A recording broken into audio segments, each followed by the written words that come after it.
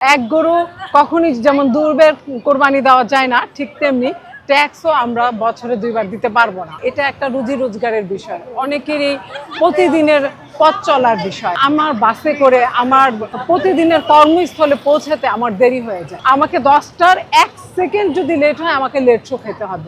যেহেতু আমরা একবার কর দিচ্ছি, আমরা সাধারণত বাইক কেনার পরে 2 বছর 10 বছর একটা মেয়াদিতে কর দিই। অলরেডি আমার বাইকের আমি 10 বছরের জন্য একটা ট্যাক্স টোকেন অলরেডি করেছি, সেজন্য কিন্তু আমি একটা চড়া মূল্য দিয়েছি। আবার আমার সেটা শেষ হয়ে গেলে কিন্তু আমাকে আবার দিতে হবে। আমার যখন টাইমটা শেষ হয়ে যাবে, আমি কিন্তু আবার কর দেব। তারপরে আমি প্রতি বছর যে বাইকের যে রুলস মেনটেন্যান্সের জন্য বিভিন্ন জায়গায় জায়গায় যে বিষয়গুলোতে আমাদেরকে দিতে হয়, এত কিছু করার পরেও আমার চিন্তায় আসে না কি করে আমাদের উপর এটা আবার চাপিয়ে দেওয়া হয় যে আমাদেরকে আবার নতুন করে সিসির উপরে কর বসানো হয়েছে।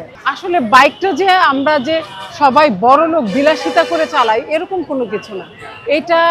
এটা সবাই জানে, এটা অনেকবার অনেকেই বলছে যে এটা একটা রুজি রোজগারের বিষয়, অনেকেরই প্রতিদিনের পথ চলার বিষয়। আর আমরা মেয়েরা অনেকে ভাবতে পারে একটা মেয়ে বাইক চালায় মানে শখ করে অনেক কিছু করে, ঠিক আছে, তার মনে হয় ইচ্ছা, এটা একটা প্যাশন। না, একটা মেয়ে কখন বাইক চালানোর সিদ্ধান্ত নেয়, বাসা থেকে কিন্তু সে ভালো করে পারমিশনও পায় না যে বাইক চালাবে, কিন্তু তাকে অনেক কনভিন্স করে তাকে রাজি করাইতে হয়। কি কারণে? যে আমার বাসে করে আমার প্রতিদিনের কর্মস্থলে পৌঁছাতে আমার দেরি হয়ে যায়, ঠিক আছে, আমাকে একটা নির্দিষ্ট টাইমে এন্ট্রি নিতে হয়। আমি যেমন ব্যাংকে জব করি, আমাকে 10টার 1 সেকেন্ড যদি লেট হয়, আমাকে লেট শো খেতে হবে।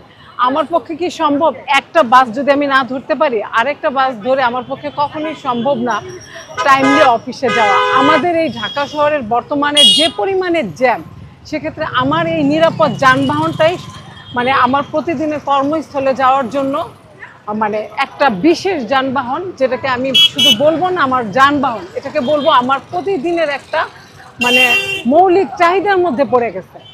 ঠিক তেমনি শুধু এটা আমার একার না, এটা সবার, যারা আমরা বাইক রাইড করি তাদের সবার জন্য। তো আমার একটাই দাবি থাকবে সরকারের কাছে, যে এই অতিরিক্ত করের যে এটা আমাদের সবার কাছ থেকে এটা নির্মূল ভাব করে দেওয়া হোক। আমরা কোনো ঝামেলা চাই না, আমরা কোনো কিছু চাই না। আমরা চাই আরও নিত্য নতুন স্টেপ বের করুক। আমরা সেফটি গার্ড পরবো, বাইকের প্রতি সুন্দর লেন থাকবে, সব আরও নিয়মকানুন করুক, কিন্তু এই অতিরিক্ত কর আমরা কেন দিব? অবশ্যই, এক্স্যাক্টলি, আপনার কথাটা অনেক সুন্দর হয়েছে। এক গরু কখনই যেমন দুর্বের কোরবানি দেওয়া যায় না, ঠিক তেমনি ট্যাক্সও আমরা বছরে 2বার দিতে পারবো না। কেন আমরা দিব? আবার কখনোই না।